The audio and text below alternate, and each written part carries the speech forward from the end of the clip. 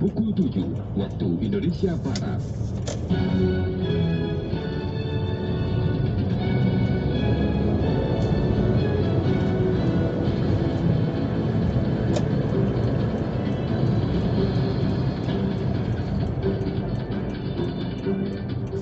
Selamat pagi pendengar dari lantai 7 Medan Merdeka Barat Barat 5 Jakarta. Inilah Radio Republik Indonesia dengan Warta Berita Pagi.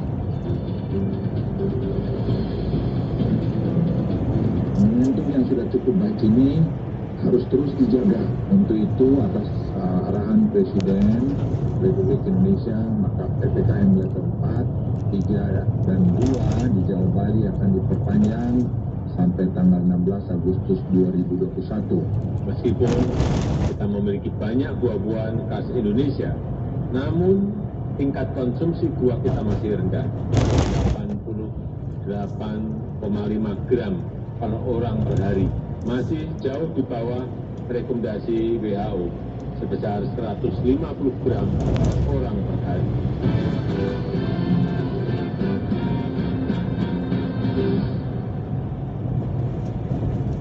Sari berita pagi hari ini, pemerintah memutuskan untuk memperpanjang PPKM level keempat hingga tanggal 16 Agustus 2021 mendatang untuk menjaga momentum positif penurunan kasus COVID-19.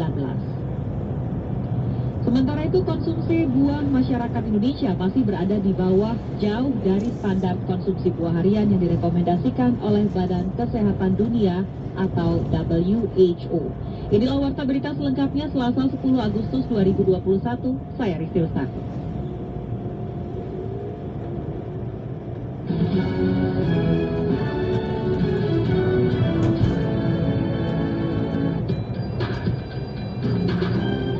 Mengawali Warta Berita pagi ini, kami sampaikan sekilas berita utama.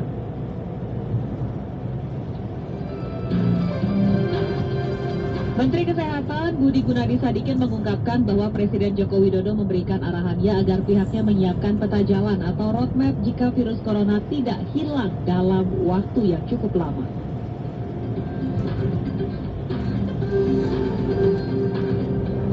Kementerian Tenaga Kerja menyatakan bantuan langsung tunai atau BLT dan bantuan subsidi gaji belum cair ke tangan penerima.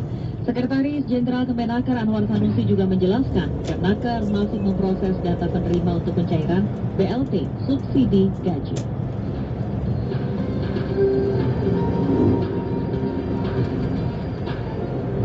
Kota Melbourne di negara bagian Victoria, Australia menerapkan penguncian wilayah atau lockdown akibat kasus infeksi virus corona atau COVID-19 yang disebabkan varian Delta ternyata masih tinggi.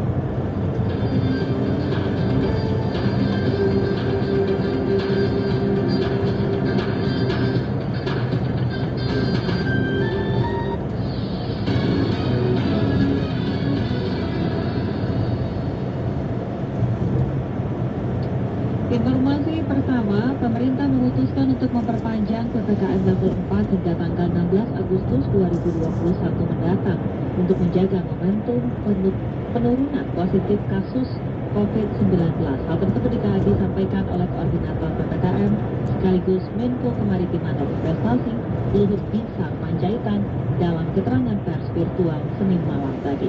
Informasi selengkapnya akan disampaikan oleh Pradipta Rahadi. Penurunan telah terjadi hingga 59,6% dari puncak kasus di tanggal 15 Juli 2021 yang lalu. Penerapan pemberlakuan pembatasan kegiatan masyarakat PPKM level 4 di berbagai wilayah Indonesia masih harus dilanjutkan, mengingat pergerakan kasus aktif yang masih dinamis meski sudah menunjukkan perbaikan. Untuk itu, Presiden Joko Widodo memerintahkan Koordinator PPKM sekaligus Menko Kemaritiman dan Investasi Luhut Binsar Panjaitan untuk menyampaikan kepada masyarakat bahwa PPKM level 4 di Jawa dan Bali akan kembali diperpanjang hingga tanggal 16 Agustus mendatang dengan alasan untuk menjaga momentum positif penurunan tren kasus sebesar 59,6% dari puncak kasus pada 15 Juli lalu. Didapat penurunan telah terjadi hingga 59,6% dari puncak kasus di tanggal 15 Juli 2021 yang lalu. Momentum yang sudah cukup baik ini harus terus dijaga. Untuk itu atas arahan Presiden Republik Indonesia, maka PPKM level 4, 3, dan 2 di Jawa Bali akan diperpanjang sampai tanggal 16 Agustus 2021. Sementara itu, Menteri Kesehatan Budi Gunadi Sadikin mengatakan bahwa Presiden sudah mengarahkan agar testing dan tracing yang harus semakin ditingkatkan di masa PPKM ini, terlebih jika ingin membuka sektor-sektor penting lainnya. Di samping itu, selain protokol kesehatan, Bapak Presiden juga menekankan perlunya testing dan tracing itu ditingkatkan.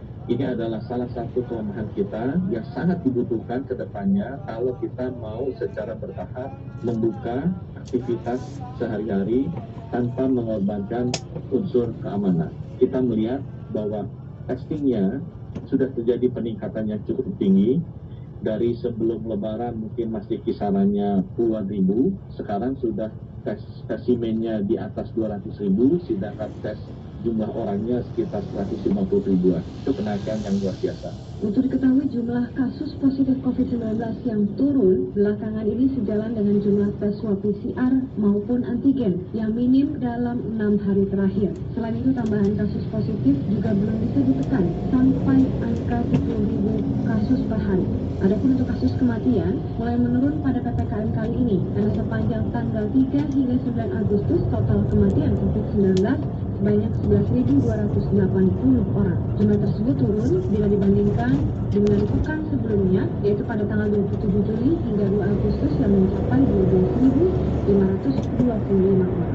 Dari Jakarta, Pradipta Rahadi, Pro 3 TVRI.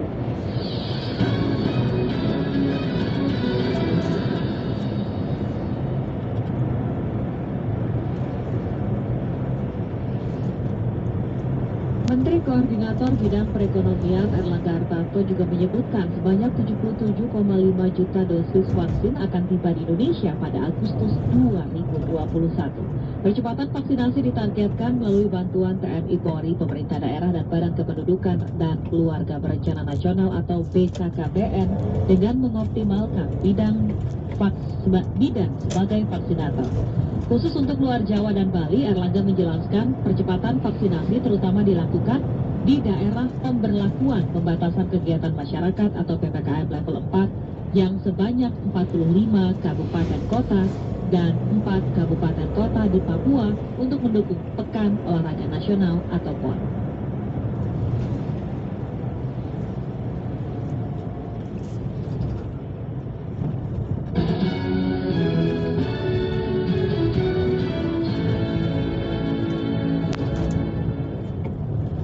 Pihak kepolisian masih menyebut peretas situs sekretariat kabinet meski masih belia, namun meretas 650 situs lainnya dengan motif mencari keuntungan. Informasi selengkapnya akan disampaikan oleh Immanuel Christian.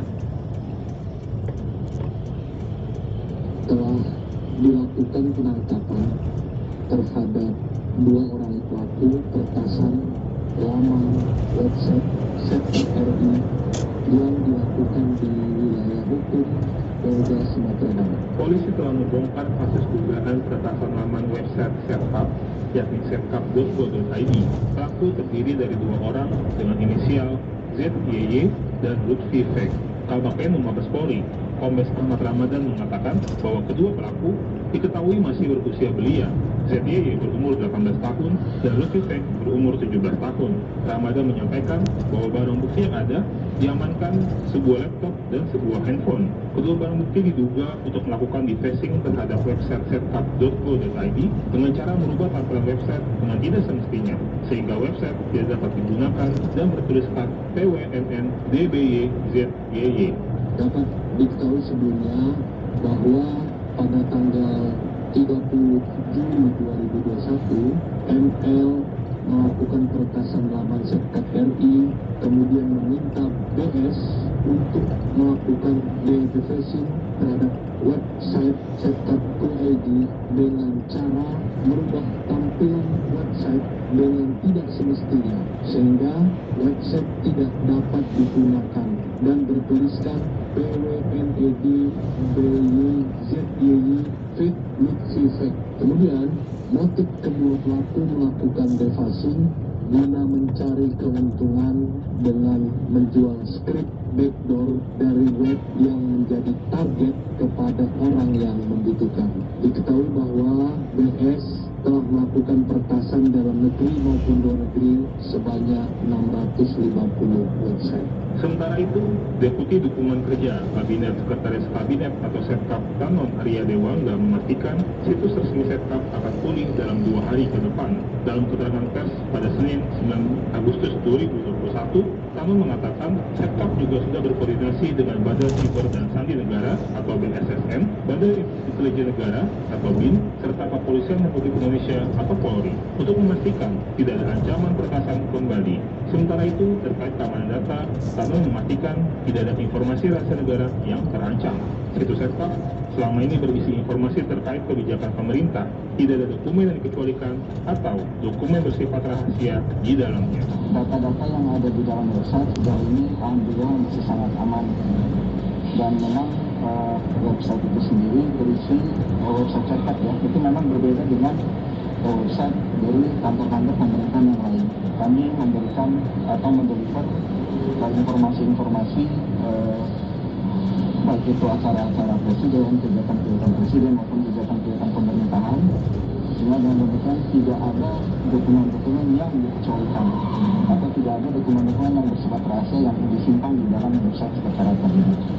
Moga-moga dalam waktu dekat 1 hari 2 hari website Setkap itu dapat tampil seperti sedia kala.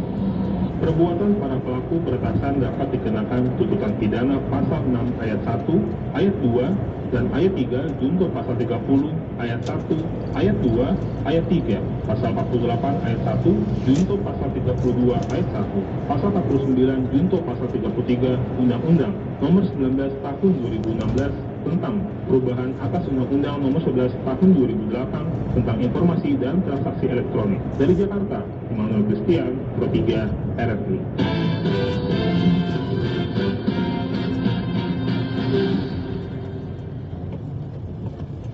Tim penyidik Komisi Pemberantasan Korupsi atau KPK menegaskan sedang melakukan penyidikan baru terkait dugaan tindak pidana korupsi di pemerintah Kabupaten Banjarnegara, Jawa Tengah terkait gratifikasi di Dinas PUPR. Informasinya akan disampaikan rekan kami Hairul Umam. KPK saat ini sedang melakukan kegiatan penyidikan dugaan tindak pidana korupsi turut serta dalam pemborongan, pengadaan atau persewaan pada Dinas PUPR Pemerintah Kabupaten Banjarnegara, Jawa Tengah tahun 2017 sampai 2018 dan juga dugaan penerimaan gratifikasi.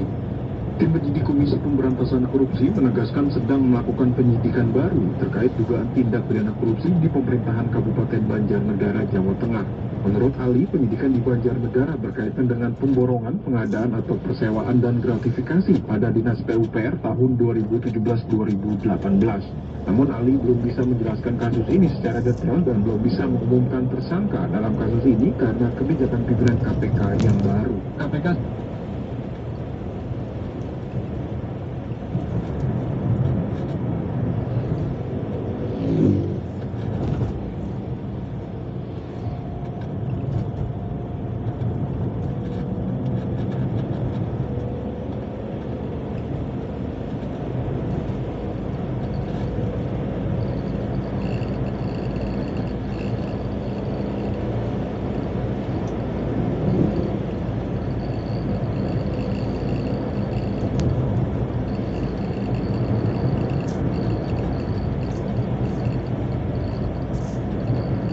berharap masyarakat bisa memahami proses hukum ini dan memberikan waktu bagi tim penyidik KPK untuk menyelesaikan tugasnya lebih dahulu. Pada waktunya nanti kami pastikan akan menyampaikan kronologi secara utuh dan lengkap beserta dengan alat bukti yang telah kami peroleh, termasuk siapa saja yang telah ditetapkan sebagai tersangka. Hal yang sama juga dikatakan oleh Wakil Ketua KPK Alexander Marwata. Menurutnya, penyidik KPK perlu memperkuat bukti agar bisa menahan tersangka dan bisa membuktikannya di peradilan nantinya. Jadi di tahap penyidikan itu kan kita berusaha untuk melengkapi alat bukti, ya, supaya terang benderang, alat buktinya kuat, sehingga ketika kita memutuskan untuk menahan yang bersangkutan, sudah cukup kuat. Kita umum tersangka, ini kan keluarganya, anaknya, itu sananya kan belum juga kan. Padahal untuk tindakan penahanan dan pelimpahan perkaranya ke pengadilan itu masih butuh waktu yang lama. Nah, kita akan memberikan kepastian pada setiap tersangka. Ya, sekarang ini itu tadi kita akan umumkan pada saat kita akan melakukan penahanan. KPK juga berharap masyarakat memahami proses hukum ini dan memberikan waktu bagi tim penyidik anti rasuah untuk menyelesaikan tugasnya terlebih dahulu. Pada waktunya, KPK juga akan menyampaikan kepada masyarakat tentang detail konstruksi perkara ini. Alat buktinya apa saja dan siapa pihak yang telah ditetapkan sebagai tersangka beserta pasal sangkaannya. Dari Jakarta, Hairul Umam, Pro 3 RRI melaporkan.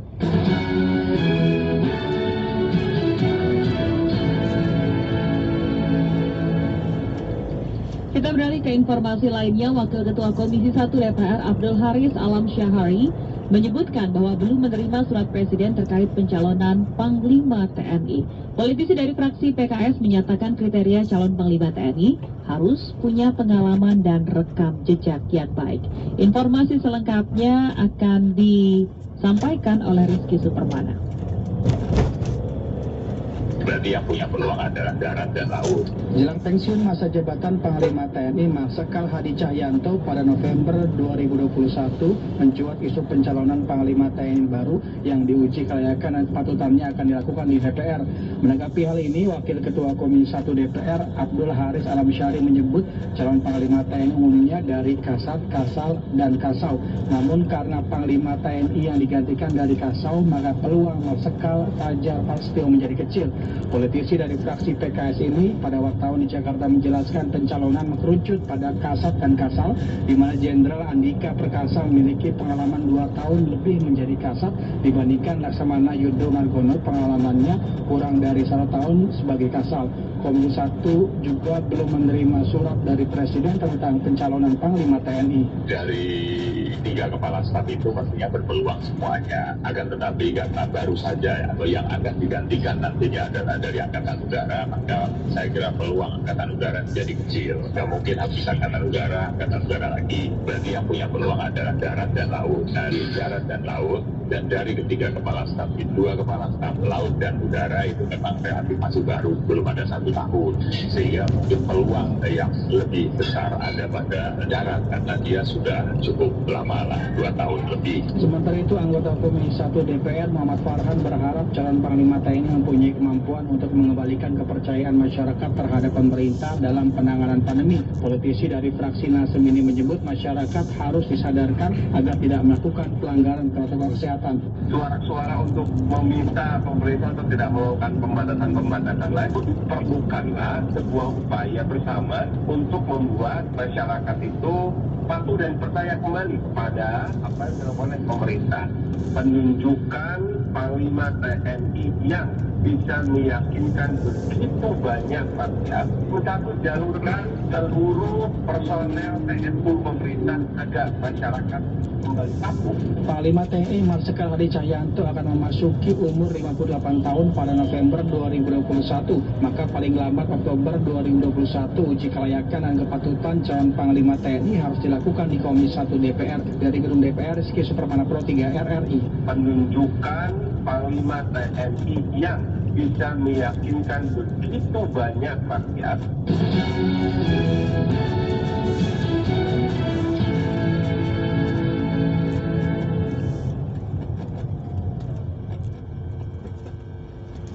Terima kasih Anda masih menyimak Warta Berita Produksi Pusat Pemberitaan Programatika Radio Republik Indonesia.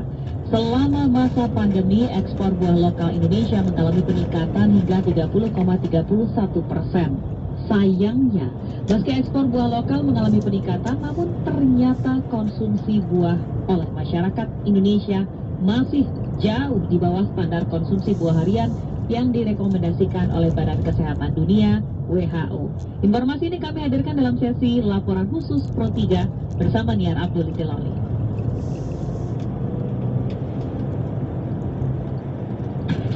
Laporan khusus.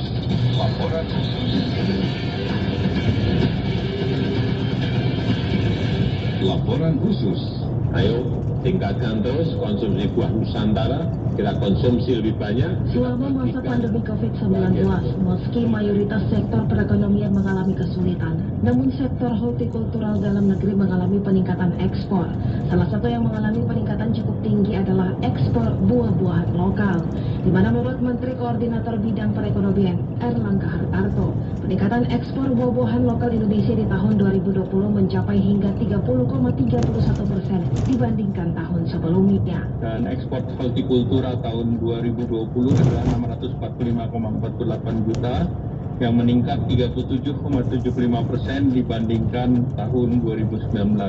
Peningkatan didominasi oleh komoditas buah-buahan, di mana ekspor buah-buahan senilai 389,9 juta, meningkat 30,31% dibandingkan 2019 dengan 5 negara tujuan utama, yaitu China, Hong Kong, Malaysia, Arab Saudi, dan Pakistan.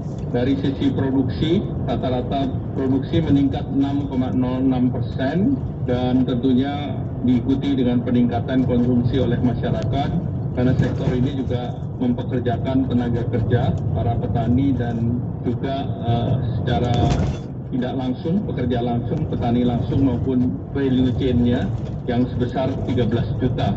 Peningkatan ekspor tentu akan memberikan efek berlanjut yang dirasakan hingga di tingkatan para petani. Sebagaimana disampaikan oleh Hendrik Herianto, Ketua Asosiasi Petani Manggis di Desa Hegarmana, Kecamatan Cijantayan, Sukabumi, Jawa Barat. Menurut Hendrik, saat masa panen, dalam sehari satu kelompok tani mampu menghasilkan 10 hingga 20 ton manggis, di mana Cina menjadi salah satu negara tujuan ekspor terbanyak. Alhamdulillah sampai saat ini produktivitas petani semakin meningkat dan juga pertanian juga semakin meningkat. Bahkan ekspor sudah ke beberapa negara. Salah satunya yang terbanyak ke China ya, terus ke Saudi Arabia dan ke Australia. Kalau asosiasi membawa beberapa kelompok tani, ya kurang lebih ada 30 kelompok tani manggis ya, yang khusus manggis. Dan dari kelompok itu bisa ratusan kelompok tani. Untuk produksinya per tahun bisa ratusan ton ya. Sehari aja satu kelompok bisa mencapai 10-20 ton. Meski ekspor buah lokal di Indonesia terus mengalami peningkatan, namun konsumsi buah di kalangan masyarakat masih jauh di bawah standar yang ditetapkan Badan Kesehatan Dunia (WHO). Presiden Joko Widodo dalam pembukaan gelar Buah Nusantara menyebut, konsumsi buah harian masyarakat Indonesia masih berada di angka 88,5 gram per hari. Meskipun kita memiliki banyak buah-buahan khas Indonesia, namun tingkat konsumsi buah kita masih rendah, 88,5 gram per orang per hari. Masih jauh di bawah rekomendasi WHO sebesar 150 gram per orang per hari. Karena itu, saya mengajak seluruh masyarakat Indonesia untuk lebih banyak lagi mengkonsumsi buah-buahan, mencintai aneka buah-buahan Nusantara yang berlimpah dengan kandungan gizi yang tidak kalah dibandingkan buah impor.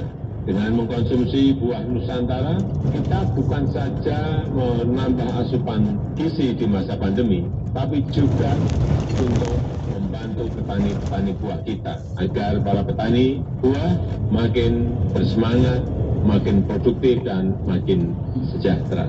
Para pelaku usaha buah juga akan semakin berkembang sehingga ekosistem usaha buah nasional bergerak semakin maju. Buah-buahan tentu diketahui menjadi salah satu pelengkap asupan gizi bagi tubuh manusia. Kandungan vitamin dan mineralnya mampu memberi manfaat bagi kesehatan. Salah satunya sumber vitamin untuk menjaga imunitas tubuh selama masa pandemi. Dari Jakarta, Mira Abdul-Loli, Pro 3 RRI.